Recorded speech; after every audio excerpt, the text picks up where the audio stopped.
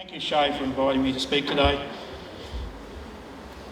I've drawn the dreaded after lunch spot, and I don't know if I deserve the confidence Shay has placed in me because I'm not really a polished speaker. You're probably more prone to see my name as the letters to the editor, where I have enjoy having battles with the like of Rick Wilkerson or Paul Fennelly, who've taken me to task and I have returned the favour. The topic of my talk today is strength and diversity, which is a look at the common principles that different organisations and groups and how a united approach of diverse groups can help present a strong image and affect change against how the coal seam gas industry is currently allowed to operate.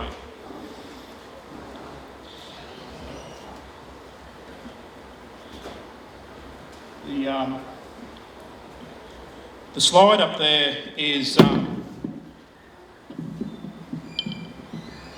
that's better, it's wanting to wobble.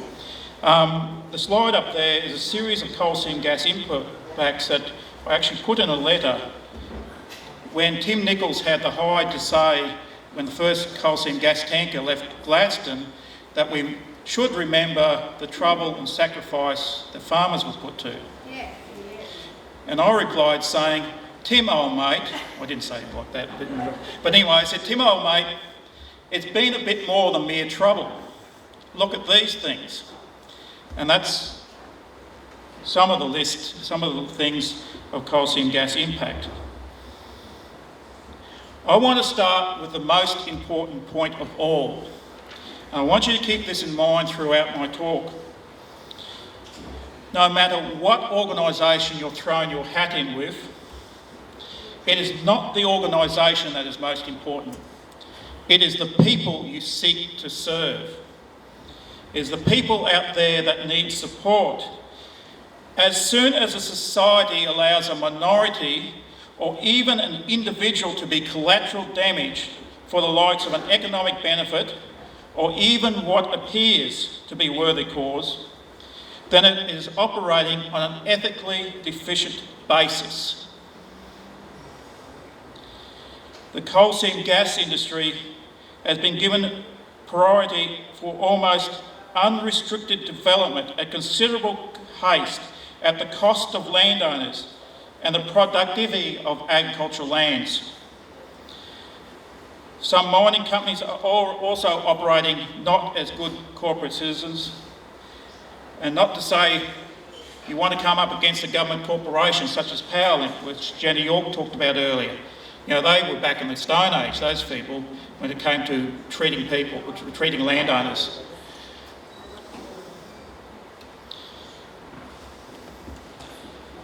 Each organisation at times has found it difficult to find acceptable outcomes for individuals who had no fault of their own, are victims of circumstances supported by bloody-minded attitude of governments who are failing to govern for all. A simple, workable, low-cost solution was available and presented to the Queensland Government for Bill and Lynn de Lima, who all they wanted was to retire before they're frail and elderly, and they would not be listened to. Kylie Hausler was discarded as collateral damage and fallen between the legislative cracks. We have Northern Narelle here. We have the Jenkins family. We have the Benders. We have, there's a Georgetown cattleman who had a fence erected from across his access road by a tin pot gold mining mob. That happened in June 2013. That fence is still there. It's caused great financial loss. A Central Queensland woman was offered a sixth the value of a property for a coal mine to come there and take her property. These last two cases had to go to court to try to find justice. It should be automatically there. These companies should not be allowed to offer compensation that is not the true value You should not be able to just knock off somebody's access road and not provide another access. People have been placed at disadvantage. The system is failing. In fact, the system has been built against the people. I talk to many people like this, and as chair of an organisation set up to help people, I often feel inadequate. The best thing I can do, I and anyone else can do at times, is to listen and just stand by them, offering moral support as we seek some sort of solution.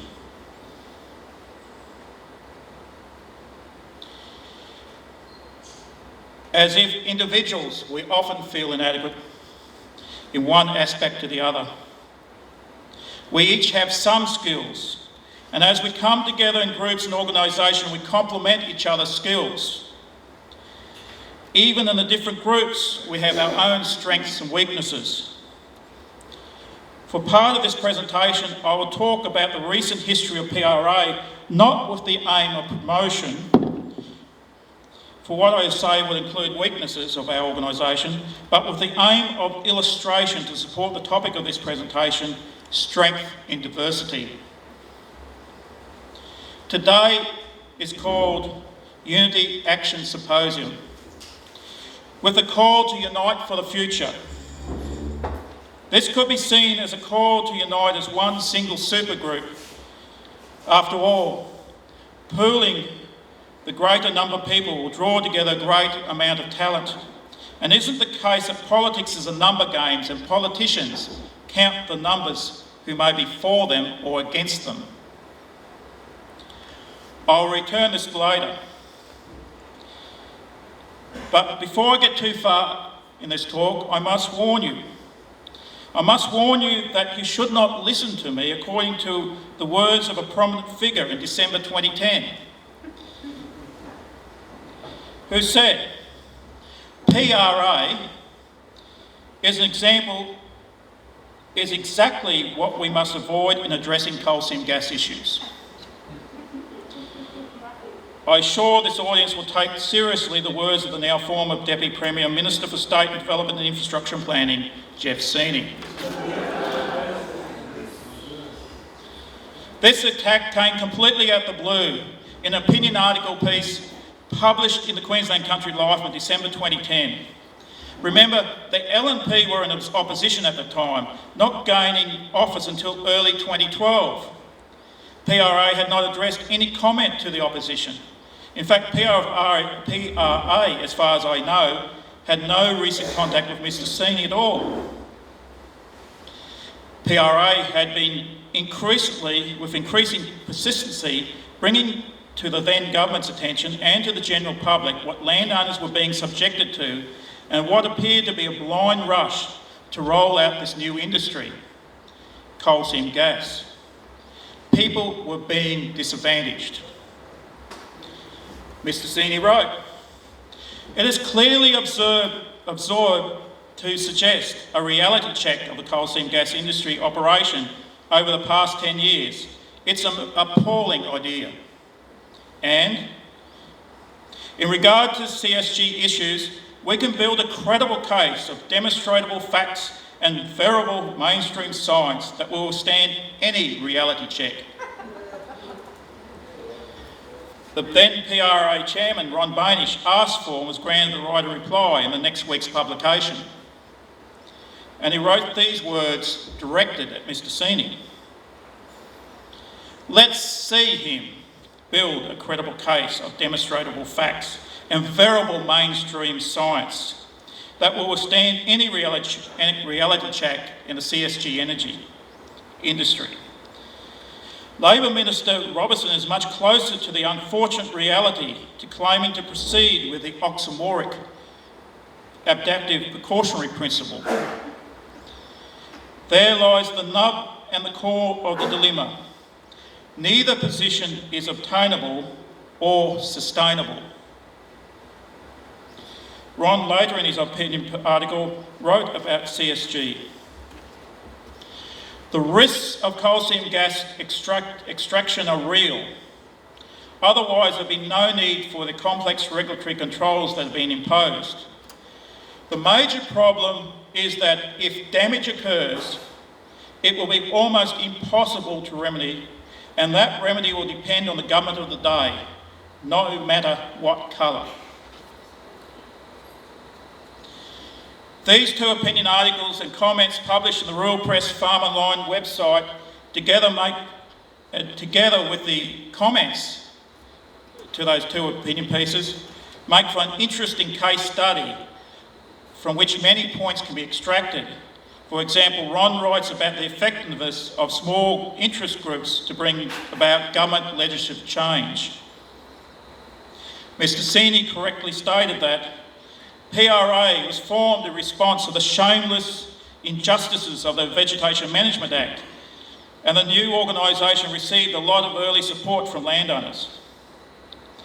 By his opinion article, it appeared that he did not want PRA to bring its focus on the shameful injustice being perpetrated upon landowners at that time in 2010 by the Bligh Labor government, and what was to come in 2012 in the Newman LNP government by allowing the unrestricted access to the resource to multinational coal seam gas companies.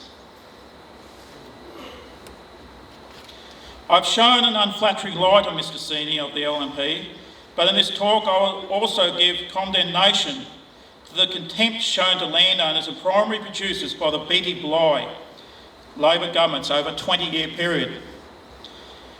Bear with me, as I'm laying the groundwork to bring across later in the talk the points that are directed at the title Strength and Diversity. Understanding this 20-year period of recent Queensland political history is important to understanding the response to the coal seam gas industry. From this time comes what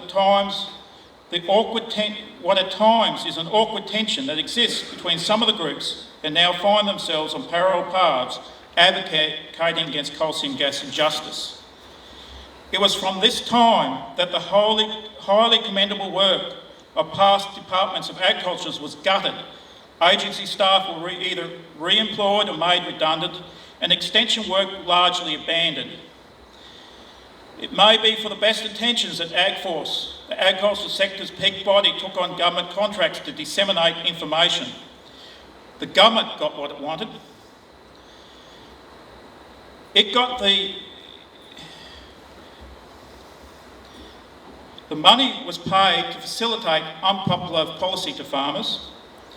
It was cheaper than funding the department, and they got a tamer peak body. It may be for the best intentions, but accepting a funding stream beyond any dream possible before, it became hard to yell too loud when your mouth was firmly attached to the teat.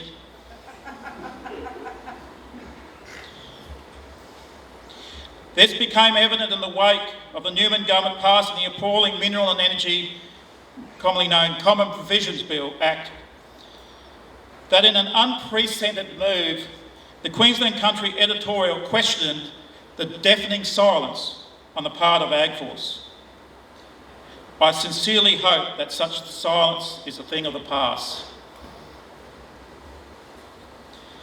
It was from this time that trust was destroyed between agriculture sector and government, and the cooperation and innovation between farmers and the agriculture department was lost to a Department of Natural Resources and Mine, later become the Super Department of DERM, where staff were directed to dictate policy, coerce and prosecute.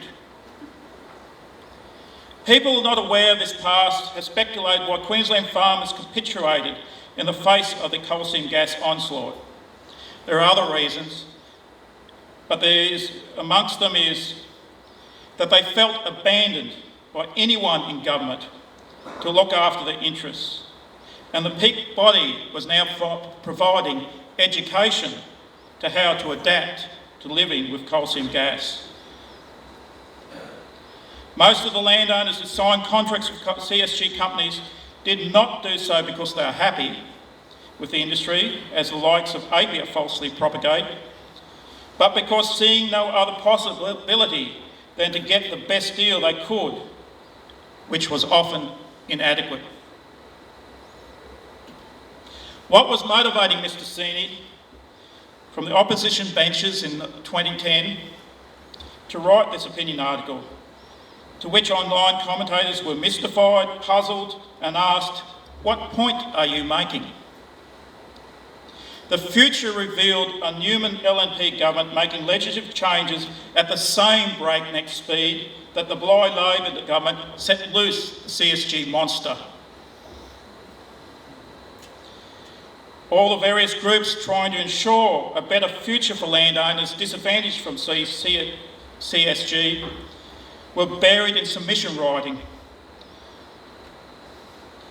Not only were resource-based legislation introduced and amended, but also planning acts and also the Water Act blatantly moulded to best suit the unrestricted progress of resource projects.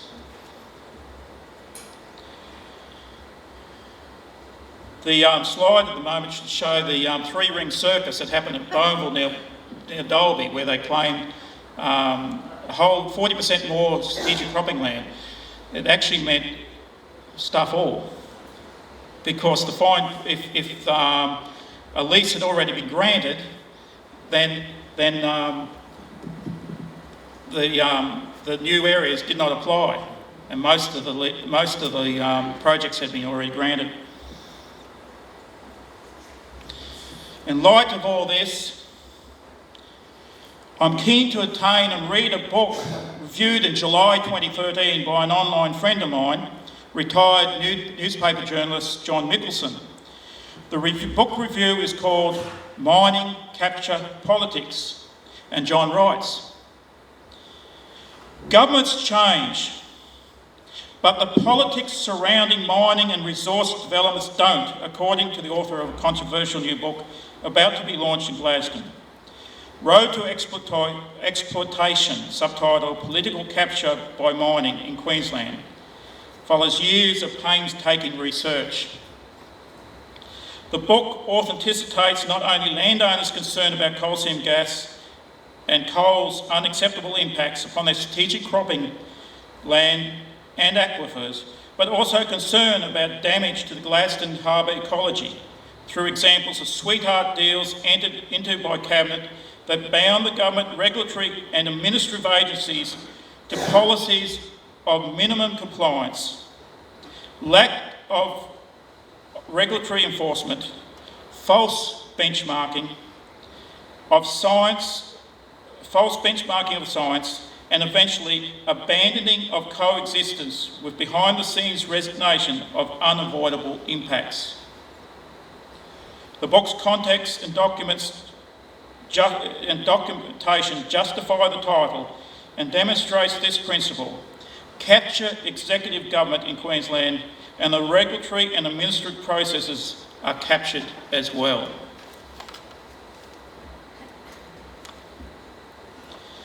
It was in 2010 that Basin Sustainability Alliance was formed, and so was Lock the Gate. So why didn't our good friend Mr Sini put the blowtorch to them as well? The following is a series of assumptions on my part, but I'm assuming that BSA may not come onto Mr Sini's radar as yet, which may have been a mistake, as BSA was to lay a good foundation in its first year under its not at any cost motto. More recently, under David Hamilton's leadership, BSA was to refine the technique of polite but firm correspondence with political leaders, patient probing investigation, accumulating knowledge, and maintaining a highly credible appearance. In all of these things, BSA does better than any other landowner advocate group that focuses on CSG. I'm assuming that it may have been thought that any influence of the newly fledged Lock the Gate could be negated because one of its founding members, Drew Hutton, who had a high profile as a former leader of the Queensland Greens Party and association with various environmental causes. But Drew had a political savvy lacking in any rural-based advocacy group. And he also had access to metropolitan media contacts. To get a rural-based story into the metropolitan media was and remains difficult.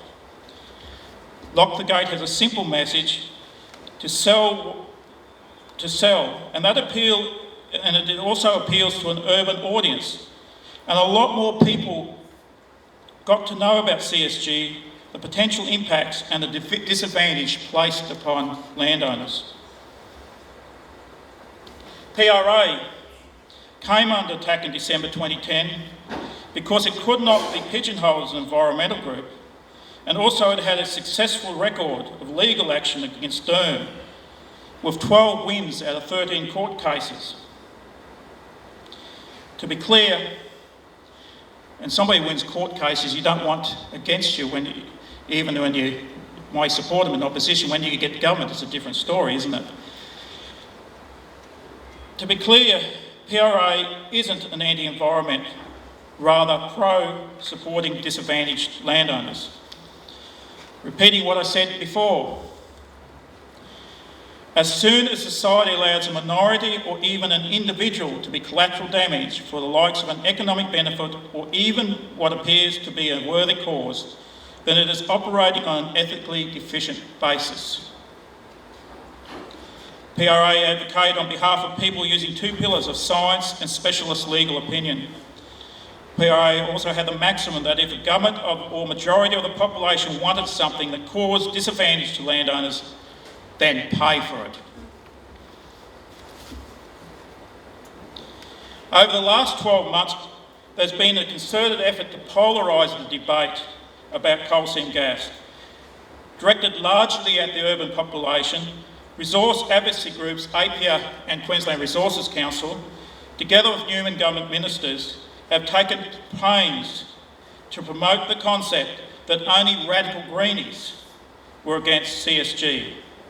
Landowners, especially those disadvantaged, were carefully not mentioned. Remember the defence of the Indefensible Common Provisions Act.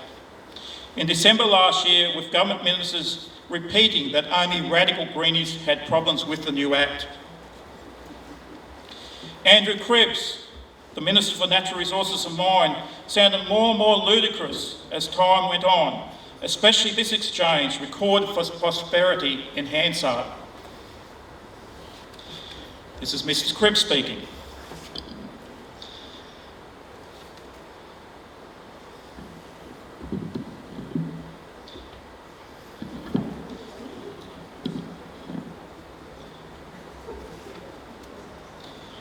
Some of the objections put forward by the member for South Brisbane, the member for Bundamba, and repeated by the member for Stafford and other members of the crossbench, I'm really frustrated with because they are consistently repeating a falsehood that has been perpetrated, as I said on a number of occasions during my second reading contribution, by Green activist groups and certain legal firms, and they are just as much to blame for perpetrating the myth. Mrs. Trad, Jackie Chad, member of South Brisbane. So AgForce is to blame for perpetrating the myth. Mr. Cripps, they are perpetrating a myth. I'm happy to go on record that they're not just AgForce but Cotton Australia and the Queensland Farmers Federators are perpetuating the myth. Got everything going wrong here. Jackie Trad says, well done, Minister. Congratulations.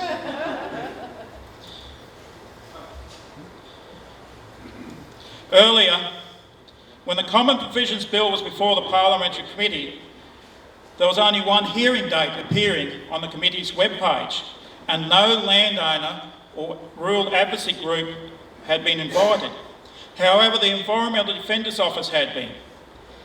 AgForce, Basin Sustainability Alliance, Cotton Australia, Shine Lawyers, EDO Queensland and Queensland Farmers Federator met prior to the hearing and produced an 8-point communique for EDO to table at the hearing on behalf of these organisations.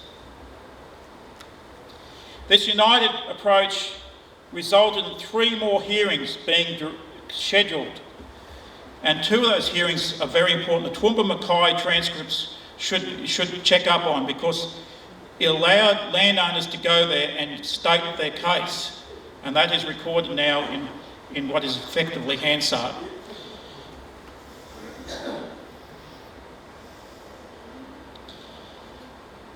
But there was another result of that united approach.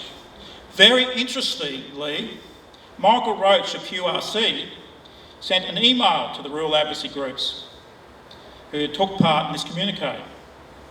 By kind permission of David Hamilton, who received that email, and the current BSA President Lynn Nicholson, I'm able to reveal to you what the email, or what was in that email. He appeared to be very worried about the joint approach and stated a preference to deal with each organisation individually. Michael Roach wrote in part, and this is Perla, "It was hard not to feel an element of ambush in EDO tabling such a consensus document.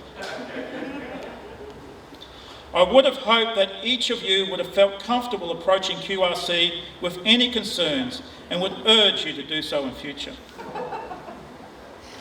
It's an astonishing plea to return to the good old days of dividing and conquering.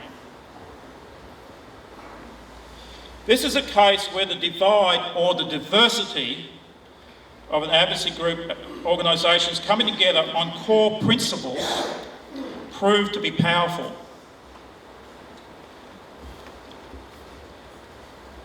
Last month, a researcher that many of you spoke to in this area, in the Hopelands area and elsewhere, from Melbourne University, Stephen Birch, he came and interviewed me too, after I hung back and left other people sussing him out, because these people teaching PhDs are getting rather too common for us. It's like the old Central Australian Aboriginal saying that dogs have fleas, but Aboriginals have anthropologists. We must be a disadvantaged group or something. My ears pricked up on something that Stephen said, and I emailed him and asked his permission to, and he agreed with these words. The reason that first gave me a very good indication that something was amiss with the development of the CSG industry was that it wasn't just one section being vocal about it. If it was only groups who have championed environmental causes being active, it could be taken as nothing out of the ordinary. But there was a whole spectrum of different community sectors speaking out, some of which are normally seen as quite conservative and reluctant activists.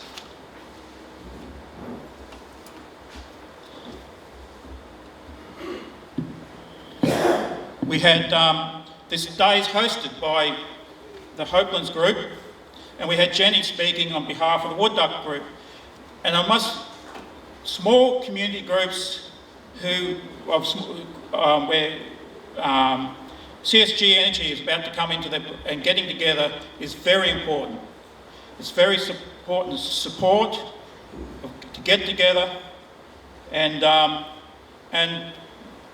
provide that united front of marking, putting that line in the sand for where they've got to walk up to or where not to walk past. We've also got other groups, like the Kamey group are here. Jenny's from the Wood Duck, with the Hopelands. There's the Nookra group. The Nookra Hall is on the Jackson Road, and they don't so much talk about CSG. They actually provide a social outlet where the rule is you do not talk about CSG, which is probably just important in many cases. People are not all the same, and different people group together because of common interests and values. Some of these values are the peripheral of the core principles in objection to the current coal seam gas activity, and don't make it possible, I believe, for the formation of any supergroup or organisation. Now, this is not a weakness. It's just life. Weakness would be a denial of the obvious. Now, I'll give you an example of weakness, of a denial of the obvious. And we've got some New South Wales people here. Barry O'Farrell lost the role of Premier of New South Wales. He will be no longer a local member wherever he is. He's stepping out this election. His political career is ruined for accepting a bottle of wine, but is it? Because all he had to say is, yes, I got the bottle of wine. It's probably not as good as a $30 wine that I could get down the bottle shop.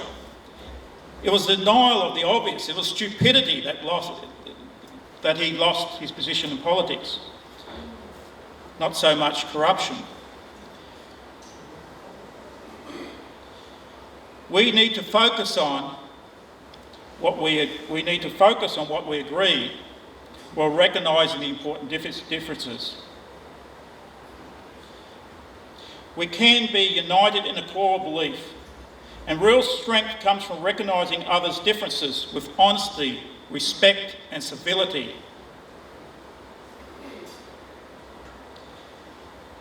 Finally, I want to repeat my first and most important point. No matter what organisation you've thrown your hat in with, and I encourage you to throw your hat in with one organisation or other, I'm part of two. No matter what organisation, it's not the organisation that's most important, it's the people you seek to support. Thank you.